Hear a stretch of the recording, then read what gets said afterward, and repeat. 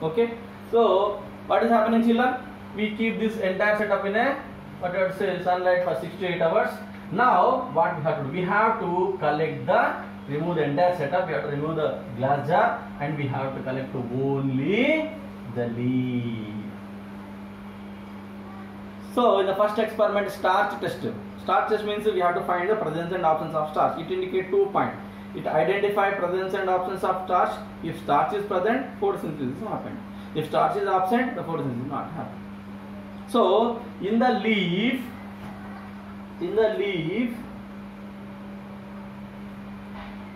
we have to do what?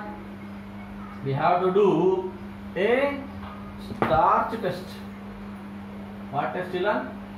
Starch test. So before going to do the entire setup should be like this, okay? And when we to do starch test, we require what? Iodine. What is this? Iodine or betadine. So what is happened, children? The half of the leaf is inside, the half of the leaf is outside of the glass jar. Means it has received 4 factors. This portion is over 3 factors. Now you tell me which portion of the leaf is maybe performed photosynthesis. Yes, you are correct. As it is required, as it is received 4 factors, this portion is performed photosynthesis. Which portion of the leaf do not perform photosynthesis? Yes, it is not received 1 factor, that is carbon dioxide. This portion is not performed photosynthesis. What is the ultimate result of photosynthesis? Production of glucose or starch. Means now you tell me this portion is performed photosynthesis. Here you can find starch production. Here you cannot find the starch production. How can you identify? By adding the iodine drops. When you add the iodine drop, the portion which is outside, this is very, very important, children.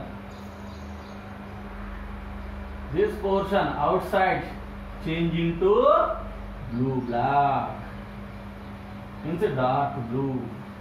The portion which is not received carbon dioxide, which is present inside the jar, as carbon dioxide is absorbed by the KOH, it cannot perform photosynthesis, and this portion remains same, unchanged.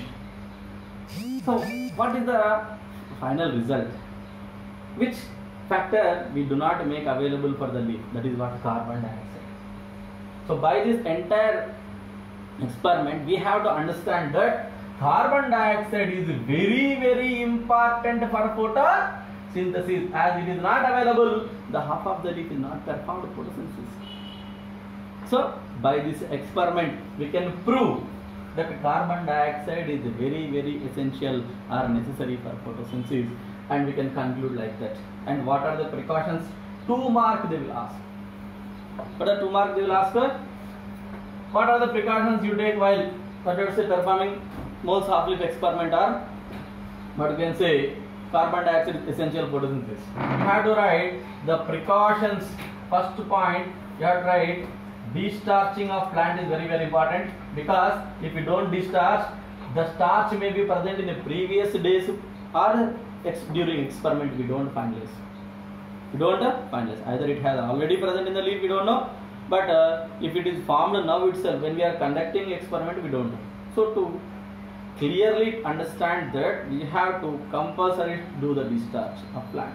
Second precaution, the leaf should not touch the, leaf should not touch the KOH. This is another important point. Third one, very, very important precaution, you have to apply the grease.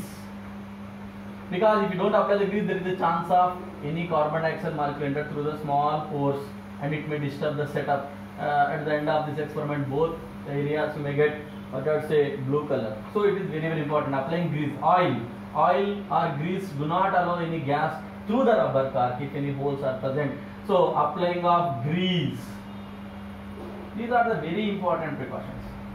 And dechlorophyll, everything you can write. These are the very, very important points you have to write.